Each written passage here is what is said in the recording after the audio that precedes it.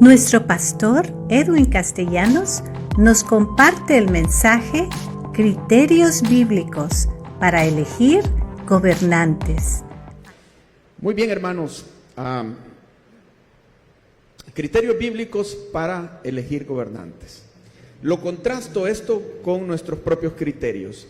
Cada uno a estas alturas tendrá ya su decisión formada, probablemente la mayoría, si no es que todos. Pero es bueno examinar los criterios de Dios, porque muchas veces los criterios de Dios son diferentes a los nuestros. Él dice en su palabra: mis caminos son más altos que vuestros caminos. Uno vota muchas veces por la propaganda, porque dicen, porque está resentido, porque a uno en su cabeza le parece que esté mejor y cosas de ese tipo. Es su criterio propio. Pero el criterio de Dios, ¿cuál será? ¿Cuáles son los criterios de Dios? Vamos a examinar la Biblia. Y no están todos, voy a dar algunos, pero sería muy largo el mensaje, porque esto es muy amplio. La Biblia habla mucho acerca de esto. Pero digamos que los gobiernos, digamos, si alguien dice, ¿y qué vamos a sacar de la Biblia? Los gobiernos en el tiempo de la Biblia eran monarquías, o sea, reinados. Ahí nadie elegía, o en ocasiones elegía un pequeño grupo. Ahí los gobiernos era hasta que se moría el rey y dejaba un hijo, ¿verdad? A veces sucedía que algún hombre de poder mataba al rey y mataban a toda la familia, y él se establecía como el rey y era la nueva monarquía. No había oportunidad de elegir. En nuestro caso vivimos en democracias, porque las monarquías fueron lo que gobernó durante miles de años, siglos y siglos en la humanidad, hasta que la humanidad supuestamente evolucionó y dijo: el sistema democrático es mejor, que todos decidamos. Supuestamente, porque tampoco se da totalmente, porque aún en nuestra época encontramos monarquías en forma de dictaduras. O sea, una dictadura es un reinado, pues, igual que una monarquía, donde el gobernante no es elegido, o si fue elegido, después ya no hay oportunidad. Ya se quedó ahí, se estableció y nadie le puede hacer frente, porque él manda en todos los sentidos, ¿verdad? Las democracias se entiende que son un equilibrio de poderes, para que nadie tenga un poder absoluto. Pero entonces, ¿nosotros estamos en qué? En una democracia, ¿verdad? Tenemos la oportunidad de elegir y el privilegio, y deberíamos ejercerlo, aunque alguien diga: pero un voto, ¿qué va a ser un voto? Pero al menos queda la satisfacción: yo participé y expresé mi opinión, que si no la tuviéramos estaríamos lamentando, ¿verdad? Entonces, mejor ir a votar, se lo recomiendo. Dios en su palabra nos da criterios de cómo deberíamos nosotros de elegir gobernantes. Vamos a establecer varias cosas aquí. Examinemos esto. Primero, determinamos que nosotros los cristianos, hermanos, sabemos que Dios, nuestro Dios, está encima de todo poder y potestad, todo nombre y todo gobierno. Dios es el soberano. Los gobiernos humanos van a terminar. Los gobiernos humanos están llenos de hombres con virtudes y defectos, con pasiones y pecados, igual que cualquier otro, ¿verdad? Pero Dios es soberano, encima de todo. Y Él, solamente Él es nuestra esperanza.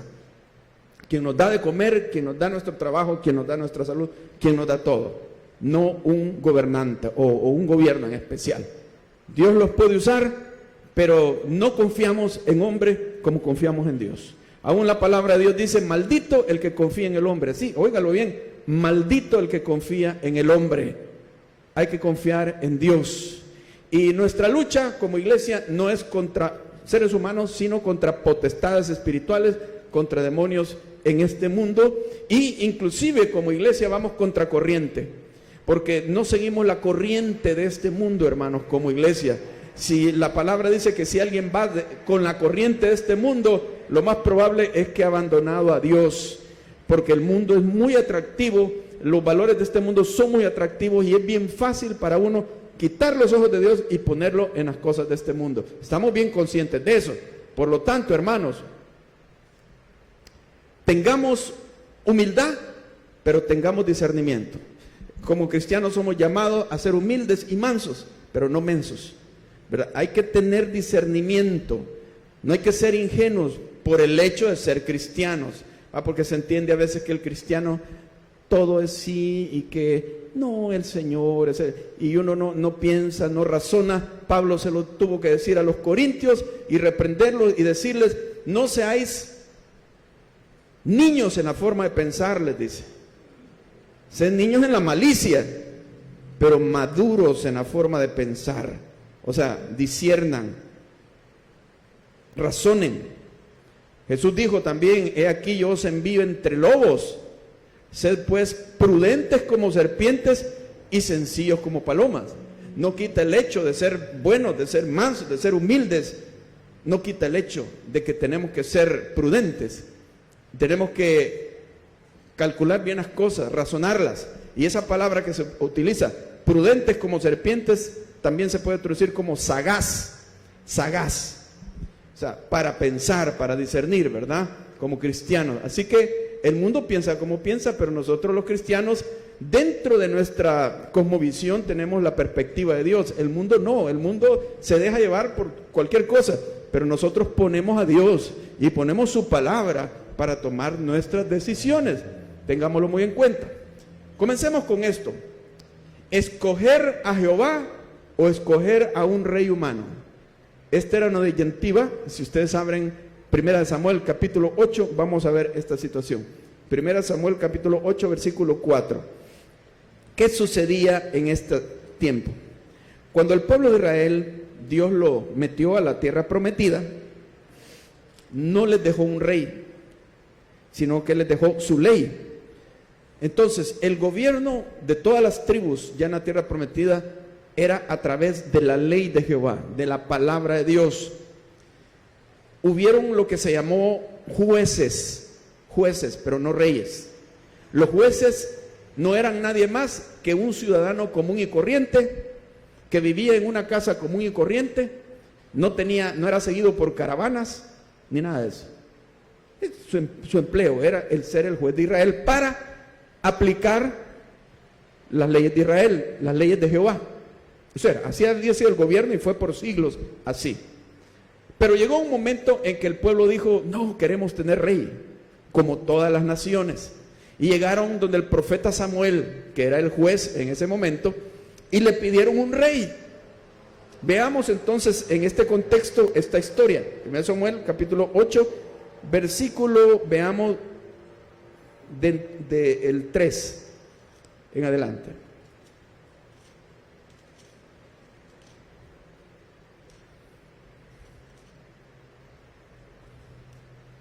Nos dice así, o versículo 4. Entonces todos los ancianos de Israel se juntaron y vinieron a Ramá para ver a Samuel. Y le dijeron, he aquí, tú has envejecido y tus hijos no andan en tus caminos. Por tanto, constitúyenos ahora un rey para que nos juzgue como tienen todas las naciones. Grábense ustedes bien eso. ¿Cómo están pidiendo el rey? Ellos, como todas las naciones. Ese era el criterio de ellos para elegir un rey. Que sea un rey como todas las naciones. No fueron preguntándole a Jehová, Señor, ¿quieres un rey? O escoge un rey conforme a tus criterios. No, sino que un rey como todas las naciones. ¿Qué? Continúa. Versículo 6. Pero no agradó a Samuel esta palabra que dijeron.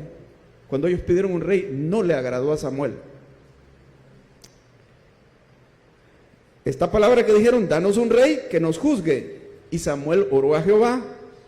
Y dijo Jehová a Samuel, y se van a dar cuenta que ni a Dios le pareció también.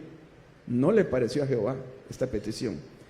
Bueno, podrían decir, pero ¿y por qué tanto capricho? Porque hay un rey, si todos tienen un rey, ¿verdad? Y el criterio de Dios, ¿cuál era? Y dice, oye la voz del pueblo en todo. Jehová le dijo a Samuel, oye, ¿a quién? La voz del pueblo. En todo lo que te digan. Porque no te han desechado a ti, sino a mí. Me han desechado para que no reine sobre ellos. Dios tomó esta petición como una petición que podría parecer normal, conforme todas las naciones, todos tenían rey. Pero Dios lo tomó como una acción donde ellos estaban sustituyéndolo a él por un rey. Dice que no le pareció, pero se los concedió. Está bien, ¿quieren ser así? Pues magnífico. Y le dijo a Samuel, no te sientas mal, Samuel, no es a ti a quien te han desechado, es a mí. ¿Qué es lo que pasa aquí? Lo que Dios está dando a entender es que hay un peligro, es la tendencia idolátrica de los seres humanos por los gobernantes. Llegan a idolatrar a los gobernantes, los ven como que fueran ángeles rodeados de luz, y automáticamente ponen su confianza en los gobernantes más que en Dios. Y es ahí donde tenemos que tener cuidado. La idolatría siempre presente del ser humano. Los gobernantes son otro ser humano igual.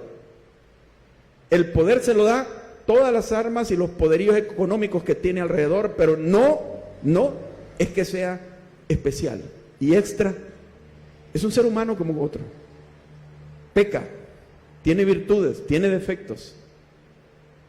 No está encima de ninguna persona. Eso es lo que quería demostrarle Dios. Y le dice a Samuel, haz lo que ellos dicen, pero muéstrale lo que les va a pasar. Y les muestra, les dice, un rey es diferente de un juez. Un rey va a hacer esto y lo otro. Nadie va a poder decirle nada. Se va a fortalecer militarmente, económicamente, les va a sacar impuestos, los va a obligar. Pero eso es lo que quieren. Sí, eso queremos. Ok, ahí les va. Entonces Dios busca a alguien. Esa es la historia que le reveló a Samuel quién era. Y Samuel lo encontró. Se llamaba Saúl, hijo de Cis, de la tribu de Benjamín. Y le dice, Jehová te ha escogido como rey. Y él dice, ¿y quién soy yo? Yo soy de las familias más pobres de la tribu de Benjamín. Entonces le llega el reinado, pero dice la escritura que este hombre era un hombre corpulento, alto y bien parecido. Estaba viendo yo un famoso, un belga, que mide no sé cuánto, pero es un hombre que practica físico-culturismo, o sea, como que fuera un hombre perfecto. Y cuando lo ponen en las fotos, igualito que lo que dice la Biblia, que todos los hombres le llegaban hasta los hombros. De los hombros para arriba sobrepasaba a todos. El día que lo coronaron rey, llega Samuel y le dice al pueblo, ¿habéis visto el rey que Jehová les ha escogido? Y se los muestra. Y dice que el pueblo, pero gritaban de felicidad, ¡viva el rey! Una algarabía, pero tremenda con Saúl, pero felices cuando lo vieron. Así era como lo pedían. Un rey como todas las naciones, que pelee nuestras batallas, alguien que parezca un superhéroe, pues, tipo Schwarzenegger, o para arriba. Esos eran los valores de la época. Porque los países sobrevivían por medio de la guerra, guerras constantes. Entonces todos en algarabía. Pasó el tiempo y este rey salió torcido. Él sufría de muchos complejos y sospechaba de gente que podrían llegar a quitarle el poder, el reino. Cuando David venció a Goliat, gente hizo cantos a David y nombraban a David en los cantos, y él eso no le gustó y puso a David como el enemigo número uno de él. Hizo unas trampas para poder matarlo, no lo logró porque Dios lo libró, pero por años pasó persiguiendo a David, siempre acérrimo contra todo lo que parecía ser oposición a él. De ser un hombre de bajos recursos, llegar a eso, sintió que ahora peligraba su reino y temía siempre. O sea, todos sus complejos se le salieron. ¿Qué sucedió? En una situación, sospechando de los sacerdotes, masacró a 80 sacerdotes y a toda la ciudad, niños, ancianos, de todo mató en esa ciudad. Ese es el rey que Jehová escogió. ¿Se equivocó Jehová? No. Jehová hizo lo que el pueblo decía, se los escogió como ellos lo querían. Muchas veces Dios no escoge, somos nosotros los que escogemos. Ni siquiera le preguntamos a Él. Todavía que nos reuniéramos, nos pusiéramos de acuerdo todo el pueblo y oráramos y clamáramos a Dios y viéramos qué dice la Biblia, Señor, búscanos un rey. No, jamás se hace eso, hermano. Mala propaganda, pues, la que hace tomar decisiones. Ahora, dice que Samuel lloraba a Saúl. Y Jehová le dijo, ¿por qué lloras a Samuel si yo lo he desechado? Ya, deja de llorar por él. Arrepentido de que él hubiera quedado como rey. Y entonces le dice Jehová, yo he conseguido ahora un rey, pero ahora es conforme a mi corazón. Aquel era conforme al pueblo, este era conforme a su corazón. ¿Saben cómo era ese rey? Era un cipote de 16, 17 años. Que Samuel jamás creyó que él iba a ser el rey. Y Samuel, influido por la mentalidad del pueblo, llega donde Isaí. Dios lo mandó a Isaí de Belén para que escogiera al rey. Bueno, vamos a hablar un poquito más de eso después. El punto es, hermanos, que debemos de tener cuidado con idolatría. Y entendamos y discernamos quién es un rey conforme al corazón de Dios y quién es un rey conforme al corazón del pueblo. Lo digo porque muchas veces, si queda en turno el presidente o los gobernantes favoritos a nosotros, lo llenamos de una gran aureola. Ay, Jehová lo ha escogido, es el ungido de Jehová, es el elegido de Dios. No, hermanos. No es Dios quien lo eligió. Lo eligió la gente. No metamos a Dios en eso, ¿verdad? Después nos puede ir mal. Imagínense el pueblo alemán. Eligen a Hitler. Es el ungido de Jehová. Y lo dijeron pastores protestantes lo dijeron. Hitler es la encarnación de Jesucristo y son las oraciones de Dios contestadas por el pueblo alemán. Lo dijeron. ¿Ustedes creen que Dios eligió a Hitler? Para nada. Entonces, no confundamos esas dos cosas, ¿verdad? Si de veras le hemos pedido rey a Dios y hemos orado y hemos usado los criterios de Él, podemos decir, pero si no hemos usado eso, hermanos, no digamos que es Dios el que lo hace. Ahora, Dios pone y quita reyes, dice otra escritura. Entonces, si Dios puso a este, es porque es el ungido de Jehová. Sí, Dios le da un tiempo a uno y permite que llegue al reinado, pero la gran pregunta es esta: ¿para qué? Dios pone y quita reyes, pero si puso un rey, ¿para qué lo ha puesto? Ahí no dice. Te lo dicen otros pasajes. No asumamos automáticamente que porque Dios puso a alguien es maravilloso, es la mejor. No. Si ustedes recorren el libro de Eclesiastés, se van a encontrar unas secciones donde el autor de Eclesiastés está hablando de los absurdos de esta vida, de los grandes absurdos de esta vida. Y entre los absurdos dice cómo a veces hay gente justa que sufre como que fueran malos. Y hay gente malvada que no sufre, que le va bien. Así es este mundo. Y también habla de aquellos que deberían de estar en el gobierno y no están. Y da a entender que los que están en los gobiernos son los que no deberían de estar, pero así es la vida. Y otra gente sabia no se hace cargo y son los que deberían de estar en el gobierno. Así dice. Entonces, así es como Dios actúa, hermano. Dios permite que determinadas personas lleguen a un punto de poder, pero Dios los va a juzgar. Les ha dado una oportunidad, pero los va a juzgar de acuerdo a lo que hacen. Además, Dios no elige, sino que permite la voluntad de ese pueblo. ¿Qué le dijo a Samuel? Cuando ellos pidieron un rey, Jehová le dice a Samuel: haz todo lo que dice el pueblo. Se lo voy a dar conforme ellos quieren. Va. Entonces otra cosa sería lo que digo yo, pero como el pueblo no pidió eso, lo que tú digas, Señor, sino que lo que queremos nosotros.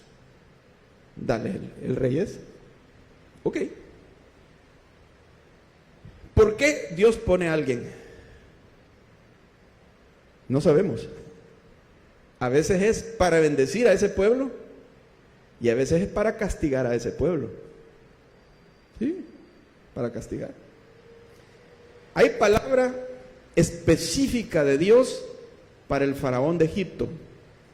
La Escritura dice: para esto te he puesto, dice. Dios le dijo a Faraón: para esto te he puesto.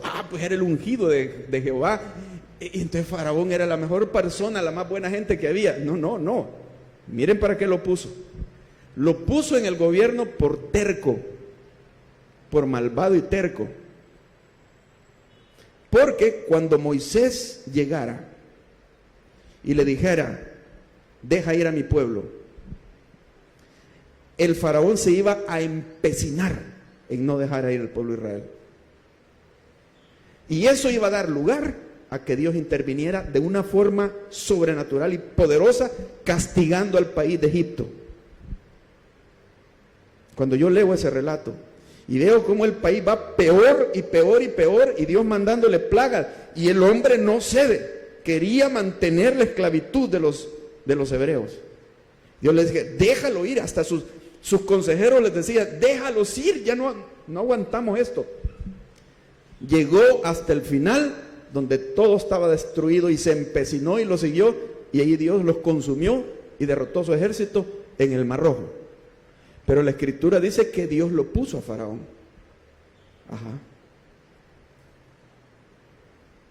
Debemos orar mucho, hermanos, que Dios nos ayude en todo. Pero maduremos, hagamos esta separación, no andemos poniendo a Dios, mezclando a Dios en cosas que no entendemos, ¿verdad? Cómo Él obra, ¿verdad? Así que en este caso fue para castigar al pueblo. Pero con todo, hermanos, sea lo que suceda, Dios está en el control. Y Dios está sobre los reinos y los gobernantes. Y nosotros como cristianos debemos de obedecer las leyes. Las leyes justas, ¿verdad? Un momento los gobernantes les dijeron a los apóstoles: les prohibimos predicar. Ellos dijeron: es mejor obedecer a Dios antes que los hombres. Y ellos siguieron predicando a pesar de que se los prohibieron. Pero de ahí en lo demás, lo justo, pues ellos obedecían, respetaban. Dice: honrad a todos, honrad al rey. Porque nosotros vemos más arriba de los reinos de este mundo, pero tampoco nos dejamos ir así nomás, pues, con un corazón sencillo y crédulo, ¿verdad? Veamos criterios bíblicos para elegir. El primero de ellos, si vamos al pasaje siguiente, a 1 Samuel 16:7, aquí le damos a continuación a una historia que dejé a la mitad. 1 Samuel 16:7 fue cuando Dios envió a Samuel a ungir al nuevo rey de Israel. Desechó a Saúl, aunque Saúl vivió muchos años y pasó como rey muchos años, y pasó persiguiendo a David y haciendo destrozos, ¿verdad? Pero cuando llegó el tiempo de Dios, Dios puso a David, pero ya lo había elegido de antemano. Y llega Samuel a la casa de un hombre llamado Isaí para ungir al nuevo rey de Israel. Y miren lo que sucede: cómo Dios tuvo que corregir el criterio de Samuel para elegir reyes. Samuel, siendo profeta, pero no tenía el criterio correcto, y Dios lo tuvo que corregir. Veamos 16:7 o versículo 6. Y aconteció que cuando ellos vinieron, él vio a Eliab. Eliab era el hermano mayor de David, y dijo: de cierto, delante de Jehová estás ungido. Es como que dijo: no hay duda, este es el nuevo rey. De cierto, delante de Jehová y delante de mis ojos estás ungido. ¿Por qué dijo eso? Porque lo vio. ¿Cómo era el hombre? El hombre era grande también, fornido, guapo. Este es un rey, este es el rey de Jehová escogido. Oh, no. Miren cómo Dios lo corrige en el siguiente versículo. Y Jehová respondió a Samuel: no mires a su parecer, ni a lo grande de su estatura, porque yo lo desecho. Porque Jehová no mira lo que mira el hombre, pues el hombre mira lo que está delante de sus ojos, pero Jehová, ¿qué es lo que mira? Dice, el corazón. ¿Qué tiene ese hombre en su corazón en el fondo? Más allá de lo que parece, ¿verdad? Porque los hombres pueden hablar, pueden tener una imagen, una propaganda, más ahora que hay mucha manera de propagandearse fabulosamente. Pero la gente es dejada llevar por eso. Imagine todos los carteles de los futuros. Salen bien jovencitos, bien bonitos. ¿Los ha visto usted, va? Que en la realidad no son así, pero así parecen en los carteles. Bien jóvenes todos. Porque hay ese elemento de que la gente es impactada por lo que mira. Entonces, no se deje impresionar, hermano, por nada, por poderío, por dinero, por imagen, por buena propaganda. No, Jehová lo desecha, porque Jehová mira el corazón, y eso usted no lo puede ver, hermano. Ahora uno dice, pero ¿y cómo hago para escoger el rey de Jehová o los gobernantes de Jehová?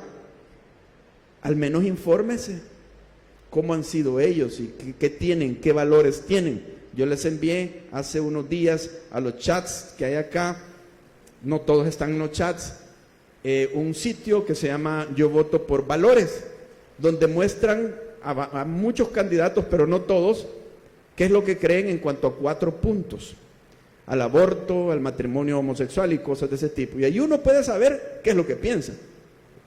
Así que si uno dice, pues yo estoy de acuerdo, y bueno, voté por él. Pero usted no está de acuerdo, entonces vote por otros que no piensen así. Al menos conocemos un poquito más de fondo de la manera de pensar de la gente. No nos dejamos llevar por una propaganda que hay. Entonces, trate de ver el corazón, más que la apariencia y la apariencia de las cosas. Segundo lugar, elija el carácter prudente y sabio. La situación acá es que José había adivinado el sueño que tuvo Faraón, donde Dios le había mostrado que venían 7 vacas gordas, 7 años de gran abundancia. Pero después de esto venían 7 vacas flacas que se devoraron a las gordas. Eran 7 años de hambre que iban a venir, que los 7 años anteriores de abundancia iban a aparecer nada, se los iban a devorar. Esto impacta a Faraón y a su corte, y el consejo de José era: haz graneros para acumular cantidad de alimentos para esos años que vienen. Y entonces dijeron en la corte: necesitamos un hombre prudente y sabio. José, siendo nadie, hermano, nunca tuvo ambiciones políticas de nada. Si de la cárcel lo sacaron, directamente de la cárcel para llevarlo ante Faraón, porque le dijeron: este hombre adivina los sueños, Dios le ha dado sabiduría para adivinar los sueños. Claro, José estaba por una calumnia en la cárcel, él era inocente, pero estaba encarcelado, y de ahí le dicen: ¿qué hombre más prudente y sabio tenemos que José? ¿Se dan cuenta? No tuvo que hacerse propaganda. Él era íntegro en verdad. Y lo llevaron. No tuvo que decir: yo soy íntegro, yo hago estas cosas, no sé qué, que no sé cuánto. En verdad. Y fíjese las dos cosas: prudente y sabio. Elija usted gente que es prudente y sabio. ¿Cómo es una persona prudente? ¿Qué significa prudencia, hermano? Alguien que piensa bien las cosas antes de decirlas, de hablarlas, antes de reaccionar locamente, de perder los estribos. Prudente.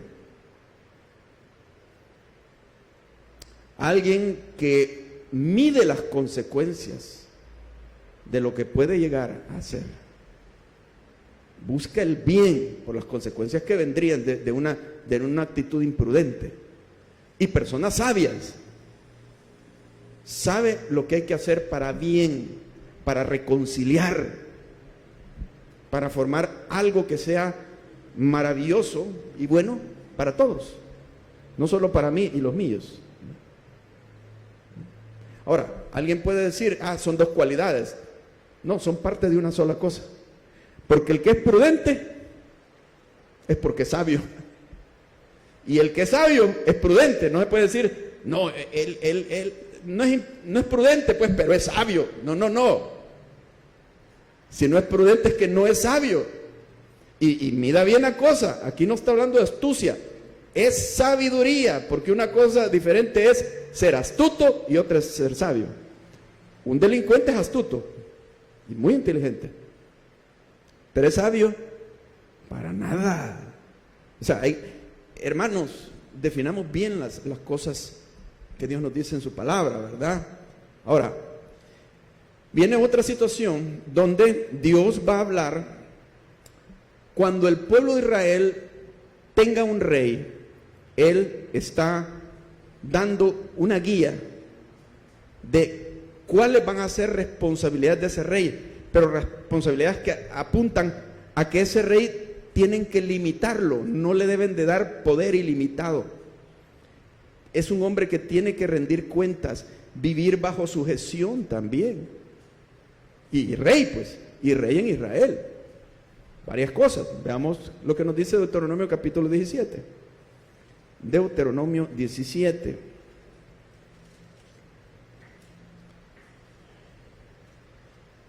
Y vamos al versículo 14. Dice: cuando hayas entrado en la tierra que Jehová tu Dios te da, y tomes posesión de ella, y la habites y digas: pondré un rey sobre mí, como todas las naciones que están en mis alrededores. Dios está profetizando, un día van a hacer eso ustedes. Pues ciertamente pondrás por rey, ¿a quién? Sobre ti, al que Jehová tu Dios escogiere. O sea, como que Jehová no confía mucho en la gente. No les dice, elijan al que ustedes quieran. Cuidado, ¿verdad? No siempre la voz del pueblo es la voz de Dios. Hay un dicho popular así. No siempre es así. Hay pueblos, hay naciones que se han equivocado rotundamente, hermano. Sino al que Jehová tu Dios escogiere. De entre tus hermanos pondrás rey sobre ti. No podrás poner a ti a hombre extranjero que no sea tu hermano.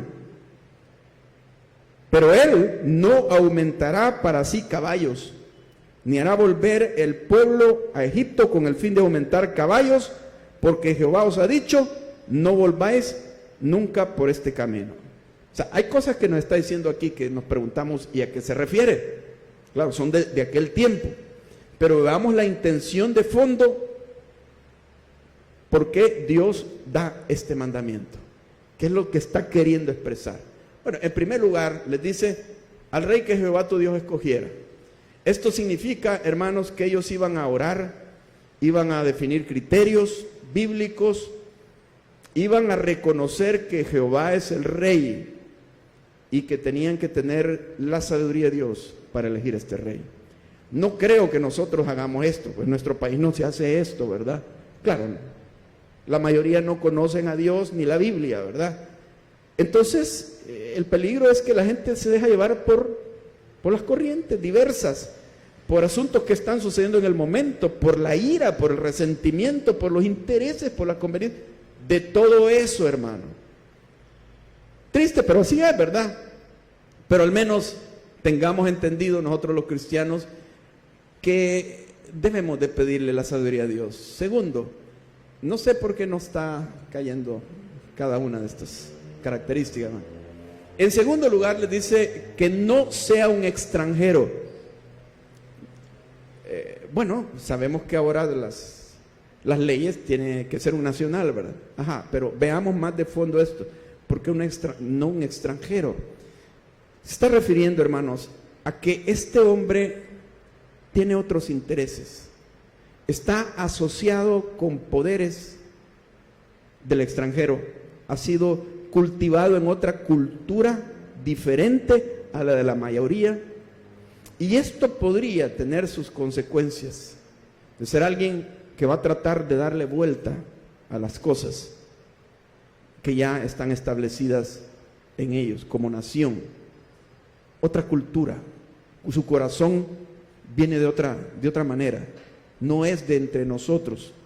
Esa era una característica. Lo otro, dice que él no debía de acumular muchos caballos, no tenga demasiado poder militar. Ahora, ¿cómo lo relacionamos con nosotros si ya no usamos caballos? ¿Y por qué? ¿Cuál era el mal de tener muchos caballos? Poder militar, hermano. Los ejércitos que tenían caballos rápido sofocaban rebeliones y era una carrera armamentística en relación a los países de alrededor. Carrera armamentística. Cuando las naciones veían a Hitler armarse y armarse y armarse, temían. Empezó la preocupación muchos años antes de la Segunda Guerra Mundial, tratando de hacer pactos de paz. Y efectivamente, que el canciller Chamberlain de Inglaterra, pláticas de paz con Hitler, y Hitler le firmó que no iba a agredir a ninguna nación. Regresa feliz y la gente celebrando en Inglaterra. A los días había roto su pacto. Y sí, ya él le veía la intención, armarse hasta tal punto. ¿Para qué? No se va a quedar así nomás. Él quiere jugar con sus juguetes que tiene, pues, con su poderío, hermanos. No sabemos, los hombres no vienen del cielo, los hombres son hombres, hermanos, y tienen pasiones y pecados. Había que limitarle el poderío militar a ese rey, porque los caballos daban al ejército una gran ventaja por la caballería y por los escuadrones de carruajes donde ponían a los caballos a funcionar. Entonces, debe tener limitaciones. Otra cosa,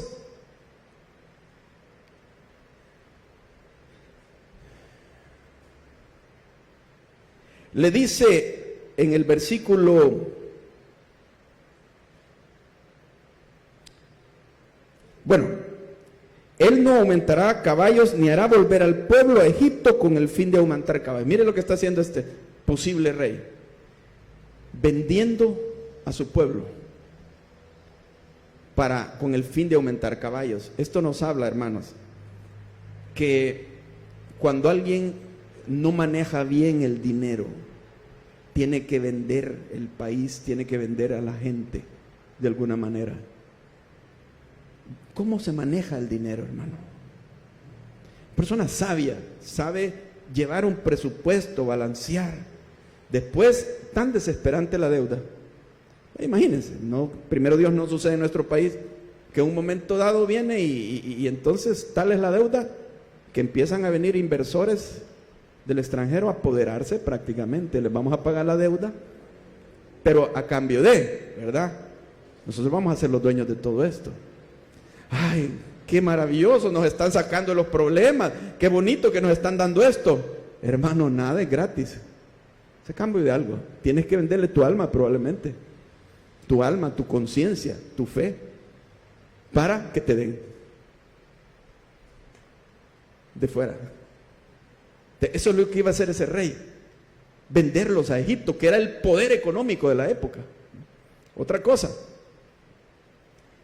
no están apareciendo ahí los, ok, desenfreno sexual.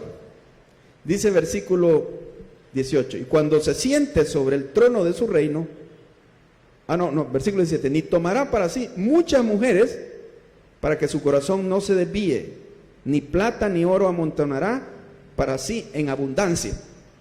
Mujeres, ¿tendrá algún vicio el candidato? Su debilidad son las mujeres. ¿Cómo lo va a saber uno?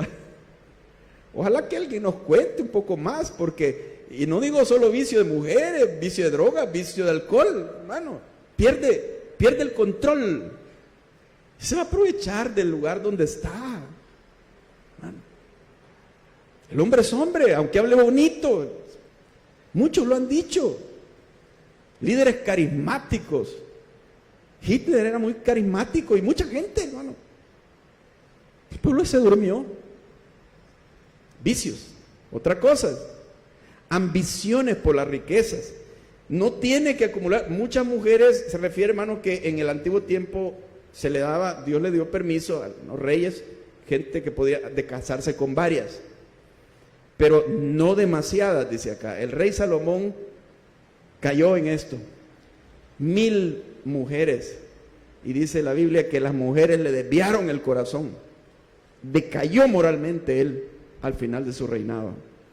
Pero dice también no va a acumular mucha plata. Que se limite, que no crea que es tan poderoso y tan rico. Porque, hermano, por más que alguien jure y garantice, yo no me voy a corromper, yo soy santo, justo, puro, bueno. No, hermano, ya lo han dicho muchos. Hay que ponerles controles y el que no se quiera dejar controlar, hay que desconfiar. ¿Sí? El dicho dice, en arca abierta el justo peca. Aún el justo peca. No le dejen la mesa todos los billetes. Bueno, él es justo, puro y nunca le ha sucedido. ¿Quién sabe? Si los tiene ahí en la mesa. Nadie los agarra, me los voy a agarrar yo porque no, me los va a quitar otro. No se los dejen sobre la mesa. Pónganle controles. Y se debe dejar controlar, pues. Las ambiciones de dinero son terribles y nosotros lo hemos visto en nuestro país, ¿va? Cosas tremendas que han sucedido. Millones y millones robados, hermano. Y votamos por ellos. Y salían diciendo en la televisión que los antiguos delincuentes de cuello blanco y que yo sí que voy a combatirla. Risa da, hermano. Pero la lección que recibimos es que ni ellos ni otros tendrían que tener toda la libertad. Tendrían que ser controlados, porque si no nos estamos engañando a nosotros mismos, hermano. La historia sigue igual. Ojalá, ¿verdad? A veces tristeza me daba en las elecciones anteriores. Al día siguiente de las elecciones, los noticieros entrevistando a la gente en la calle. ¿Y qué piensa ahora? La gente feliz, fíjense. Hoy ha venido el cambio, felices, con un montón de esperanzas. Pobrecitos, decía. Las ilusiones de un pueblo, ¿verdad? De nuevo, rotas. Cabal, a los años empezaba a desquebrajarse aquello. Porque son hombres, hermanos, no son ángeles. Son seres humanos de cualquier raza, cualquier cultura. Son hombres con pecados. Así que tiene que estar bajo control. Y otra cosa, también Dios le da otro encargo y le dice, versículo 18, y cuando se siente sobre el trono de su reino, entonces escribirá para sí en un libro una copia de esta ley, del original que está al cuidado de los sacerdotes levitas, y lo tendrá consigo y leerá en él todos los días de su vida, para que aprenda a temer a Jehová, su Dios, para guardar todas las palabras de esta ley y estos estatutos, para ponerlos por obra, para que no se eleve su corazón sobre sus hermanos, ni se aparte del mandamiento a diestra ni a siniestra. La cosa era esta: el rey tenía que con su propia mano escribir toda la ley de Jehová. ¿Y para qué? Para que le pusiera atención. Una copia. No iba a utilizar imprenta bueno, no habían en esa época. O contratar a un escritor, a un copista, él de su propia mano. Y leerá en ella todos los días de su vida. O sea, limitado, bajo leyes tenía que estar el rey. Y se es el rey, pues, no está sobre la ley. Sí debería de ser. Y dice, para que no se eleve su corazón. ¿Qué actitudes tienen a los que vamos a elegir, hermanos? En cuanto a la ley, ¿qué actitudes tienen? Hagámonos una idea de lo que nos espera, ¿verdad? Bueno, si son cumplidores de la ley, amén, hermanos, garantiza que aquí va a haber algo bueno. Pero si no les gusta cumplir la ley, preparémonos, encomendémonos a Dios, ¿verdad? ¿Cuál es su actitud? Y dice, para que no se eleve su corazón sobre sus hermanos. Hermanos, cuando alguien sube al poder, se siente dueño de todo, admirado y maravilloso. Tanto un rey como sus seguidores. Así sucede, hermano. ¿Qué actitudes tienen a los que vamos a elegir? ¿Son humildes? ¿Son arrogantes, prepotentes? ¿Cómo son? Ahí se está viendo ya. Hermanos, todos los reyes estos engrandecidos son seres humanos, hermano. Y los seguidores les aplauden y los alaban y más se elevan, hermanos. Nadie los limita. Un rey debería de entregar cuentas, estar en un equilibrio para que haga bien su trabajo con humildad. Pero no sucede así muchas veces. Miren donde hay dictadores.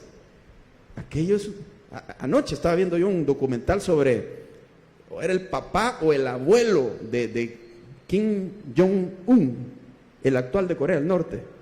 ¡Wow! ¡Qué tristeza! Me compadezco tanto de ese pueblo coreano, todo lo que ha sufrido.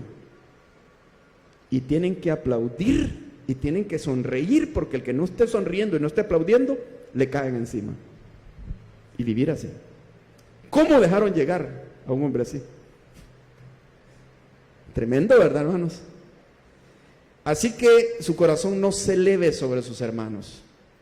¿Qué actitudes tiene? Y nosotros los cristianos tener discernimiento. Porque muchas veces los cristianos no tienen discernimiento. Y se los digo por esto. Miren estas palabras.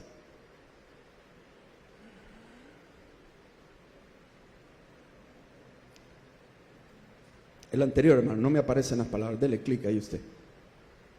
Esta de acá.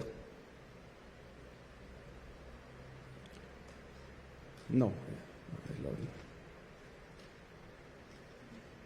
Ok. Dice así.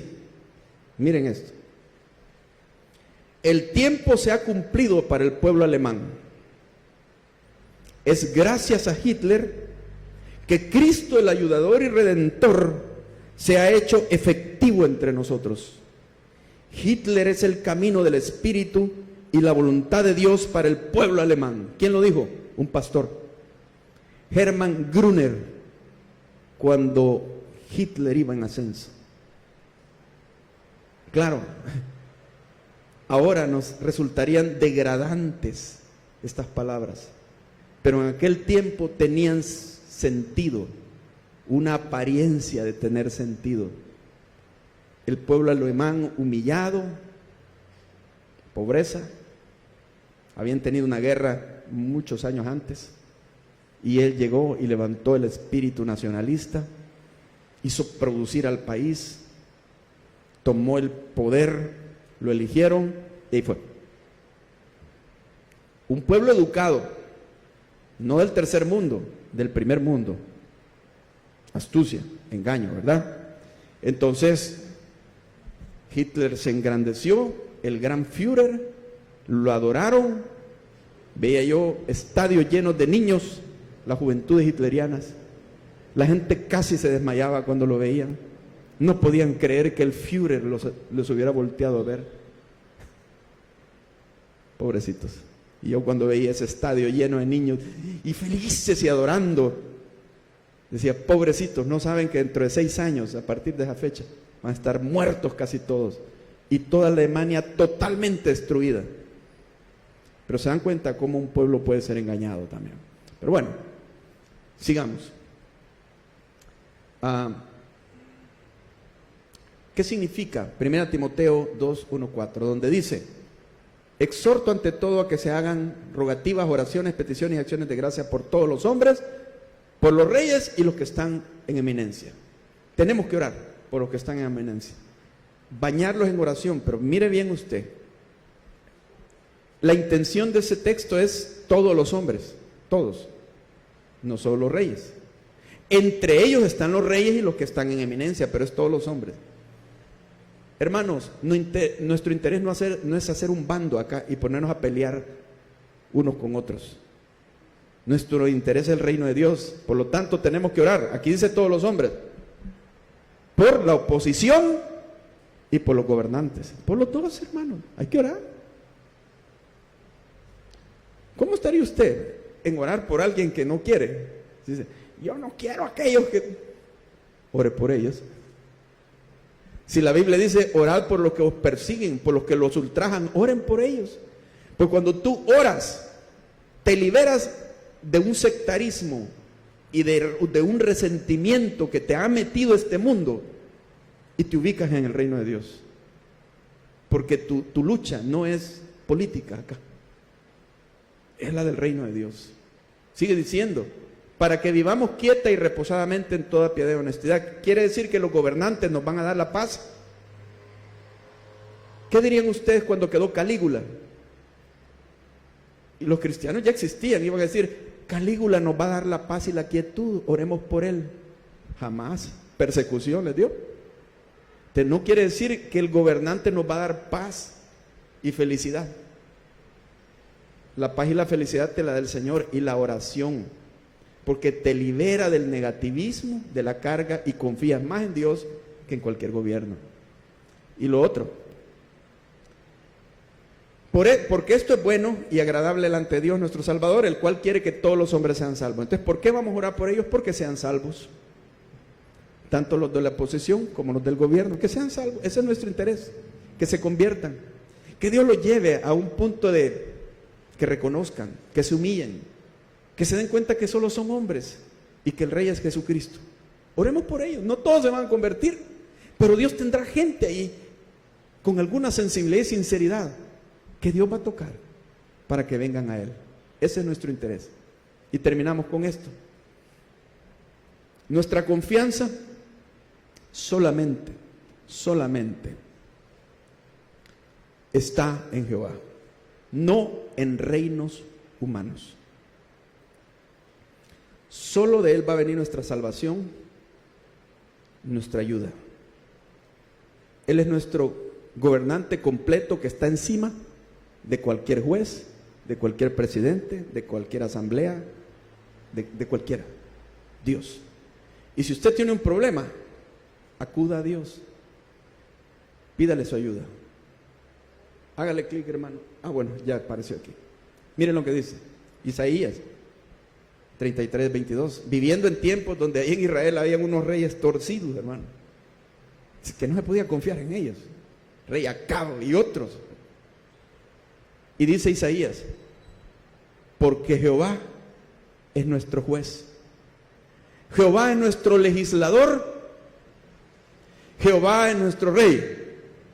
Él mismo nos salvará, no un humano, Él. Los tres poderes del Estado acá: nuestro juez, el judicial; nuestro legislador, el poder legislativo; y nuestro rey, el poder ejecutivo. Confiemos en Él y bañemos de oración nuestro país, a los gobernantes y a todos los hombres, y a la oposición y a todos, y anunciemos el reino de Dios y alcancemos a otros para Jesús. Seamos un ejemplo, seamos luces en medio de las tinieblas. No participemos de las tinieblas como los demás lo hacen. Seamos una luz de esperanza para dar una guía a la gente, hermanos.